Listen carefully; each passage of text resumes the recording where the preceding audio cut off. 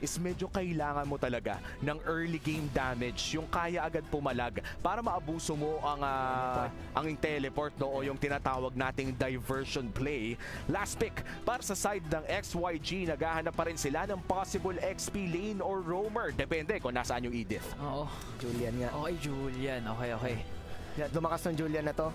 Maging sa Snapdragon, ito din yung maging sa mga ibang tournaments na nakikita ko na outside MPL, ito yung nagiging staple na jungle because of the burst na meron din, and I think because of the updates din na meron na nakita natin. So I think this is a great option pagdating sa kung uhulihin yung Vexana at uhulihin din yung Moskov, and together with the Luyi, napakakate yung TP. Tapos at the same time, walang pang hard lockdown dito yung XYG. If ever man maging roamer etong si Edith, doon lang talaga sila makakaasa eh. They really have to burst down etong si Julian na to with the Nolan.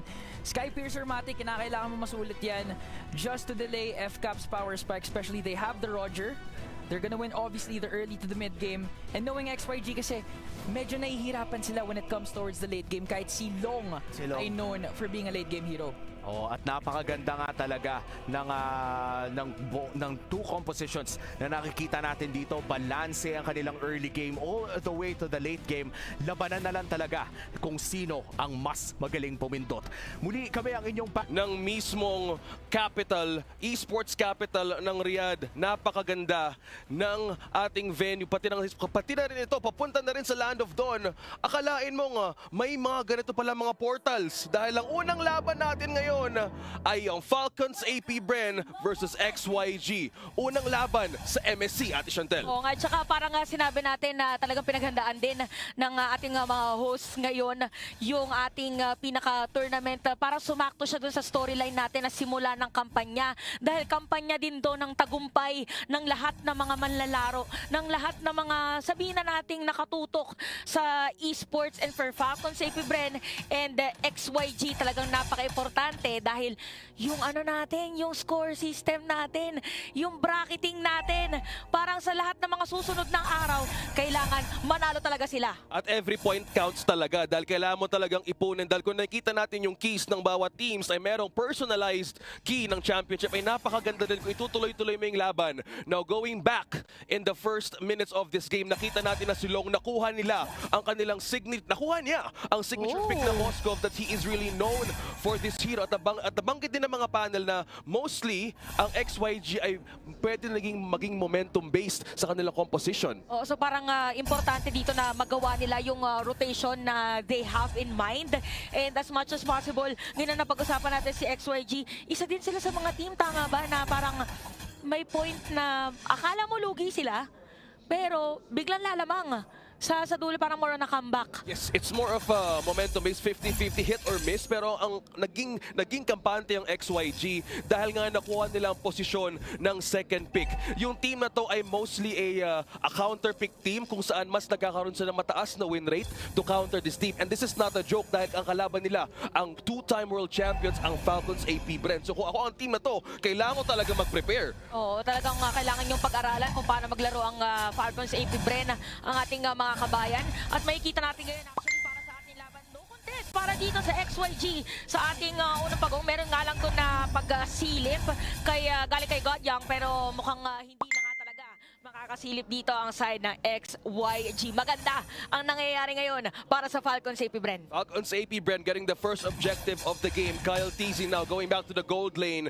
Alam natin kung paano nga nabanggit ng ating panel, Super Marco, na isang bulletproof na gold laner. Yeah. And for how many games he wanted to keep that streak. Pero nga ngayon katapatin na si Long, star player din ng XYG. So dito pa lang, nakuha nila kanilang para dito sa side ng Falcons AP Bren, first blood mapupunta kay Kyle TZ.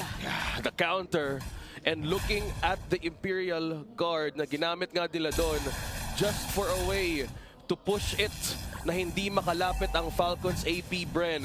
So looking at the EXP, nabanggit may mga minuto ng laban na to. Ahead si Kyle TZ, at kung ikaw ay isang Julian, kailangan mo ng magic items. And looking at the build right now, inuna muna na yung magic shoes, and maybe slowly, baka pwede na siya umuna sa Starleaf Sight or the Feather of Heaven. Kasi kung mga Julian, especially mga users ngayon ng Julian, importante talaga yung mga magic items talaga. Oy, may portal na pwede mangyari kay Luyi. It's a real diversion play. Kaya naman merong pagkakuha nakuha doon sa may top lane. Super Marco with a kill and Falcons AP Bren is at 2-0 para dito sa ating laban. So parang nakikita natin dito sa XYG, parang medyo paano ba, parang matagal yata ang kanilang pick up sa ginagawa sa kanilang kalaban nila. Good thing na na-observe mo yan, no? Kasi ang Falcons AP Bren ngayon, dahil ang ginagawa ni Few, he's freely rotating even in the goldie na ginamit niya yung diversion doon, mainly because of the vision na binibigay kay Old Gwen. As nabanggit ka na ex ni Ate Chantel about Ate Chantel about XYG, medyo nahihirapan sila kumuha ng vision dahil sobrang kontrolado ni Old Gwen at mismo din ni Few ang mismong river papunta doon sa gold lane. So parang kailangan pala dito ng XYG, kontrahin nila si Master Ogwen. Kailangan may tumapat dito kay Master Ogwen. Ang inaapatan na KLBJ tsaka Flap TZ, parang hindi pa masyadong parang mamaya pa yata natin sila makikita. Oo nga, ito tama nga din sinabi ni Manjin, ni Umi, tapos ni Ingan din na we've never seen KLVJ on the EXP. We know Master pero teka lang, may laban na mangyayari sa taas. Ito na yung sinasabi natin, meron pang Eternal Guard doon sa moment na yun. Napakagandang set up play para sa The Falcons AP Bren. Dalawang kill agad para ito kay Super Marco at isama pa yung Torre 4-0 OSX dito sa laro natin. Ogwen with the initiation play, implosions at sobrang gandang tulak doon. Falcons AP Bren naka-utilize din ng mismong coverage kung paano matrap doon ng XYG dahil nga kailangan nila kumuha ng damage. Dito pa lang, medyo hindi nagkakaroon ng space si Long para makuha din ng mismong waves sa Ate Chantel. Oo nga pala, sabi, speaking of hindi na nabigyan ng space, biglang kinalmot dito ni Super Marco at habang nangyayari yun, yung Falcons AP Bren tinry pa na kumuha doon ng purple buff against the Z of XYG. Again, things are looking good. Malaki ang kaalaman dito ng Falcons AP Bren. Kailangan lang nilang ituloy yung tempo na kanilang ginagawa. At yung tempo nga na ginagawa ng Falcons AP Bren, slowly building a lead of 5,000 at dahan-dahan na rin umiikot. And speaking of the goal difference as well, lamang si Flap TZ against KLVJ. So dito pa lang medyo gusto atang i-push din ang XP lane Ate Chantel. Oh, grabe yung pressure na ipinapakita dito ng Falcons AP Bren at hindi na nga ito nadepensahan ng XYG. Parang sumakto talaga dun sa sinabi nila Coach Ducky na gusto na bumawi. At ito, ang ating another diversion play. Huhulaan natin yan mamaya kung real or fake. So yun yung natin. Kasi pag diversion talaga, hindi mo malalaman kung may setup play pa talaga, kung itutuloy nila or hindi. At makikita natin in all turtles ay pupunta dito sa side ng Falcons AP Bren. Luyi talaga yun is really a top tier, a top option, especially with teams na mas magiging high tempo ang kanilang gameplay. Yung team mastery nito is all about trust. Dahil ang Falcons AP Bren mukhang gusto at ipito rin yung gitnang tower. Merong implosion doon, pero napaganda pagpasok doon ni Flap TZ at top na si Super Marco para dito sa ating laban. At mukhang mabibilitan pa mga players dito na XYG na umatras na lang muna habang kinukuha ng Falcons AP Bren yung Torres sa gitna. At dun pa lang na-corner ang XYG dahil lang sa penalty zone play ni Flap TZ. Hindi muna nakalapit, hindi na depensa yung unang Torre dahil ngayon dahan-dahan na ang umiikot ang Falcons AP Bren na kunin ang depensa ng XYG. Saka ito makikita natin, OSX yung item pa lang dito ni Ogwen. Parang pa-dominance ice yung isa niya, no? Parang more on the chop suey build pa lang, no?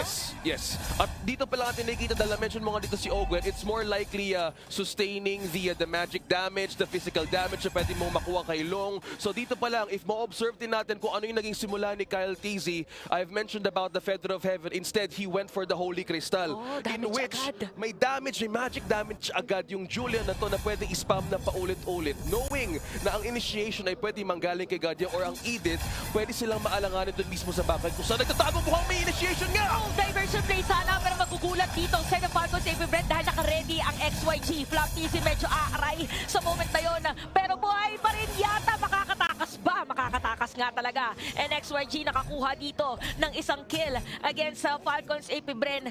Pero ito yung pinag-usapan ng panel natin kanina. Ano? Wala pang death si Super Marco at hindi pa nga rin mabibigyan kahit sinubukan na XYG. Sa unang araw, Super Marco slowly creating a retribution arc nung playoffs nung season 13. Yung pagka-bulletproof Super Marco na hindi nga talaga malalapitan yung gold laner na parang snowball talaga yung Falcons. Grabe. Even look at by the lead, kaka-mention lang natin. Oo, 5-0 nga talaga. So, ilang percent ba yun? Kung 5 divided by 6 times 100, ilang percentage yun? Teka lang, Calcu. Sa yung equals doon, yun yung percentage na kill participation. Correct. Super Marco May ngayon. compute nyo na lang. Yan. Dahil sa mga nanonood din sa Pilipinas, alas 5, mag-aalas 5 pa lang, pero bakbaka na kaagad.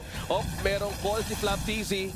At meron din conceal play kay Owen. Look at the zone out na ginagawa ng Falcons AP na force out yung last insanity at magbaback away muna dito yung Falcons AP. Ang mismong si XYG. Oh, grabe. Ang ganda na napansin mo na nandun si Owen na naka-conceal. Dahil parang yung XYG, hindi na sila nakalapit. Parang dito ang pinapakita sa atin ng Falcons AP Bren is that yung type ng zone out nila is hindi naman pinakakailangan na mag-push through for a team fight. Yeah. Kasi nandun lang siya, parang mere presence niya na nasa harap siya ng mga players dito na XYG. Kung ikaw yung XYG, huwag na tayo mag-setup. Wag na lang kasi kung iisipin mo din, may flicker pa din si Owen na pwede gamitin combo. So katulad na ginagawa niyo ngayon positioning, alam nila kung anong threat ang makukuha ng XYG against Falcons AP Bren. Ngayon apat na tori ang naiiwan at dahan-dahang pinipressure ng Falcons AP Bren. Yung inhibitor turret doon sa taas! Grabe, nakita mo ba yung damage doon against Low? Kaya yung star player dito na XYG, aalis na lang muna. Kailangan madepensa yung Lord at madedepensa na nga dito na XYG. Pero meron pang minion wave dito sa may bandang gitna. Falcons AP Bren, talagang sila yata yung nagpapakitang gilas dito sa ating laban dahil hindi makadepensa or mahirap pumosisyon. Sa likod! Sa likod! XYG, meron pagpasok doon na Pedal Zone kay Flap TZ. At doon pa nga, meron pag knock up against God Young. And Falcons AP Bren, aalis muna dito sa ating laro. NZ, namataan yata ni Kyle TZ. Naramdaman na gusto din kumuha ng purple buff. At nagulat doon yung XYG, Falcons AP Bren, few initiating that diversion, the implosion play from Owen. Nagulat doon yung XYG dahil alam nila hindi sila bibitaw sa mismong tore nila. So doon pa lang yung damage na nakita mo, ang hapdi at ang sakit ang gagaling kay Super Marco pa lang. Oh, tsaka yung tama sinabi mo dito na hindi na in-expect, no? Parang kahit ako, kahit tayong mga nanonood, hindi natin in-expect na biglang may play. Ito pa ang kinagandahan, yung mga unexpected plays from Falcons AP Bren, pwede pang idiretso. Tinry nila kanina yung diversion from Q. Yeah. Tapos nakapasok si Ogwen, diretso implosion. Yung sa may top lane kanina. So yun yung kailangan bantayan dito ng XYG. And I gotta say, para dito sa Falcons AP Bren, talagang pinaghandaan nila itong araw na to. Pinaghandaan nila yung laban nila against XYG. Ginamit yung Spear of Destruction. Sila Kyle TZ at the rest of the Falcons AP Bren. Grabe yung disiplina na ipinapakita. Nirespeto pa rin nila ang pwedeng maging comeback potential ng XYG. Pero nothing to sugarcoat about the lead. It's almost a 10K and also growing for this team na talagang zone out na lang nila. May Winter Crown na rin si Kyle TZ. So dito pa lang, ang daming combo na pwedeng ma-evade. At sobrang ganda din naging patch ng item na to dahil walang masastop sa mismong ultimate na gagawin mo. Yeah, at ito maganda kasi marahil iba sa mga nanonood ay hindi updated sa ating bagong batch, sa mga bagong items na huwag kayo magulat kung nag-iba na ang pangalan at nag-iba na rin ang itsura ng ilang mga items dito sa ating laro. So ito na, OSX, ang pinakatanong, makakapag-contest ba ang side ng XYG? Mukhang hindi na nga yata dahil Falcons AP Bren will secure that Lord at diretso pa doon sa Real. Diversion play! Sino ang dito ka na makukuha? Mukhang diretso yung pangayata dito mga players ng XYG. Explosion or implosion pala. Tatamaan si God yung aalis sa kanyang Gundam at atras muna. What an explosive play from Falcons AP Bren. Doon pa lang alam natin kung paano ginagawa ni Kyle TZ. Na-secure ko na yung turtle. Tara rekta doon, kumuha tayo ng mismo nilang kampo. Pero dito pa lang ginulat nila, sabay-sabay silang lahat. Ginulat na naman ng XYG at yung base mo silang kunin dahan-dahan. Ang pinaka gusto sabihin dito na sa Falcons AP Bren, sabay-sabay tayong itaas ang